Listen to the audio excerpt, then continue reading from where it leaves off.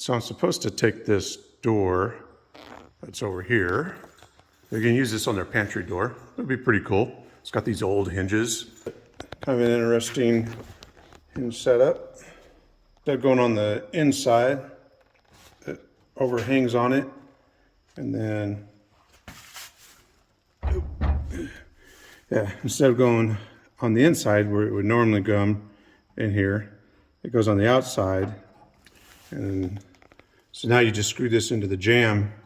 One of these just unscrews to be able to take the pin out. But I thought it was pretty cool. So yeah, it'll be pretty neat once that gets done put on there. So I'm building up the jamb. So you got these jambs, they're just your normal door jambs. Comes from the shop. Yeah. See, I got the same side. And you get an opposite side, I got the same flipping side. And then what do they send me? They send me the header that has no doorstop on it. This is doorstop. This is no doorstop.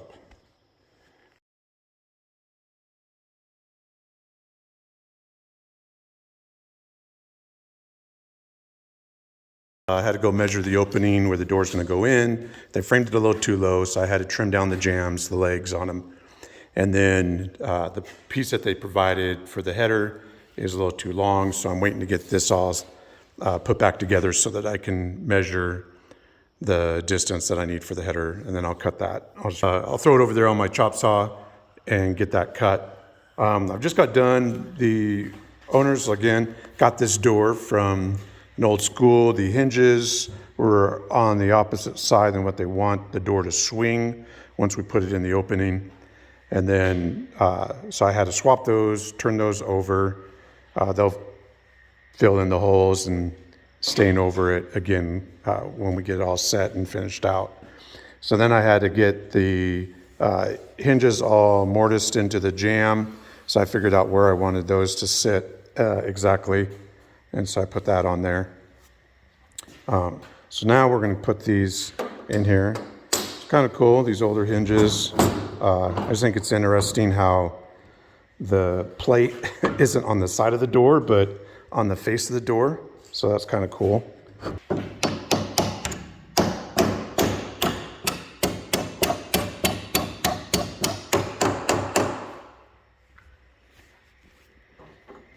don't know why, but this one's upside down. But nothing I can do about it. Just make it work.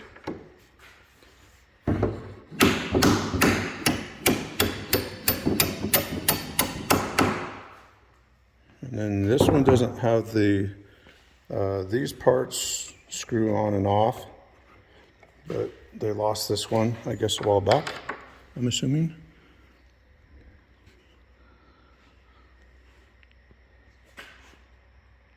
See, this looks like the threaded side. Looks like it just stripped out. Maybe it stripped out and they just couldn't put it back in.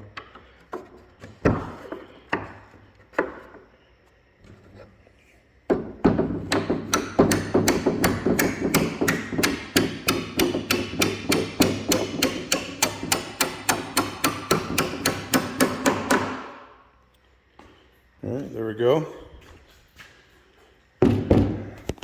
Now I'm going to close this up and we'll get the measurement so I can get the next part there. What I've looked at is I'm looking at the reveal between the door and the jamb. Usually want that to be about 1/8 of an inch. 3/16 at the most, but about 1/8 of an inch reveal.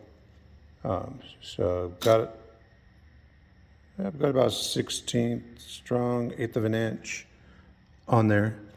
So I'm pretty happy with it being right there. I could go a little bit stronger if I want. So what I'm going to do is I can measure. So I've got 36 and 5/8 to the inside of the dado on the jamb.